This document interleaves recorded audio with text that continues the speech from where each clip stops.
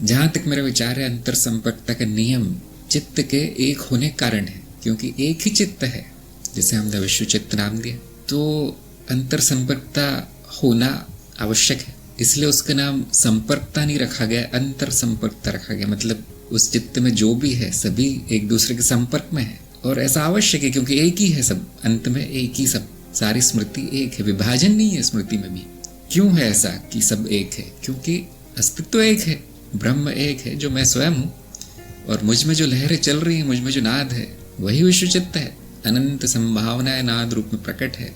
तो अब क्या भिन्नता कहाँ आएगी, कैसे आएगी? अंतर संपर्कता आएगी। अब एक नियम दूसरे नियम का कारण नहीं हो सकता। थोड़ा सा तार्किक लगता नहीं है कि एक नियम के कारण दूसरा नियम, हाँ, एक नियम दूसरे नियम से संबंधित हो सकता है, कारण एक नियम दूसरे का कारण नहीं हो सकता। तो आप कर्म करते हैं, अर्थात कर्म का अर्थ होता है कि बदलाव लाना। जब भी कोई चित्त में बदलाव आता है उसको हम कर्म कह देते हैं, और वो बदलाव जब छपता है स्मृति में तो उसे संस्कार कह देते हैं। कुछ लोग संस्कार को ही कर्म कहते हैं, कर्म को ही संस्कार कहते हैं, बिल्कुल सही है। तो ऐसा क्यों है कि वो बदलाव वहीं का वहीं नहीं रहता, चारों दिशाओं में फैलता है। जैसे पानी पर पत्थर फेंक दो तो वो लहरें जो बनती हैं, वृत्त लहरों के सभी दिशाओं में फैलते हैं, जहाँ जहाँ पानी सब जगह जाती है वो लहर।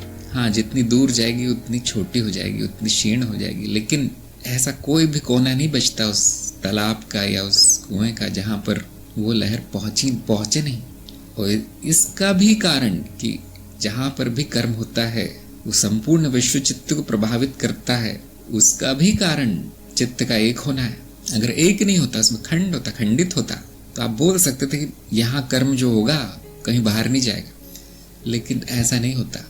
कर्म भी नाद है, नाद में परिवर्तन, नाद को बदल दिया गया है कुछ करके, तो अब वो परिवर्तन एक जगह रुकता नहीं है। उसका अंतर्नाद, उसकी गूंज हर जगह गूंजती है, विश्व चित्त में हर जगह। विश्व चित्त कोई स्थान नहीं, कोई दूरी नहीं, कोई समय नहीं है। आज जो आपने किया है वो भूतकाल से भविष्य काल तक चलता रहेगा, खत्म नहीं होता वो। और आप जानते हैं कि लहरें निष्क्रिय नहीं होती, वो तालाब में रखी वस्तुओं से टकरा कर वापस आती है। कहाँ वापस आती है सभी जानते हैं, जहां से पैदा हुई वहीं वापस आती है वो लहर।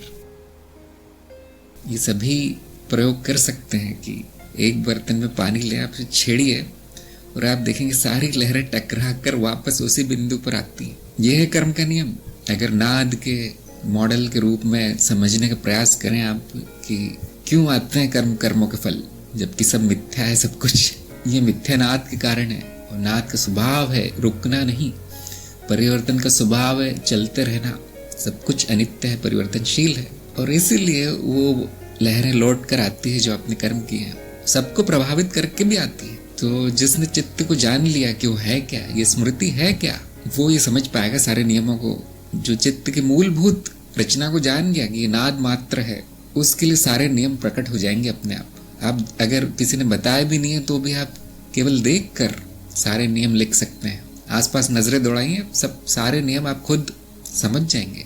अपने अनुभव पर ध्यान दीजिए, वहीं से सारे नियम निकले हैं, किसी ने बनाए नहीं है। और हम कहते हैं नियम आवश्यकता है, जैसी रचना वैसा नियम।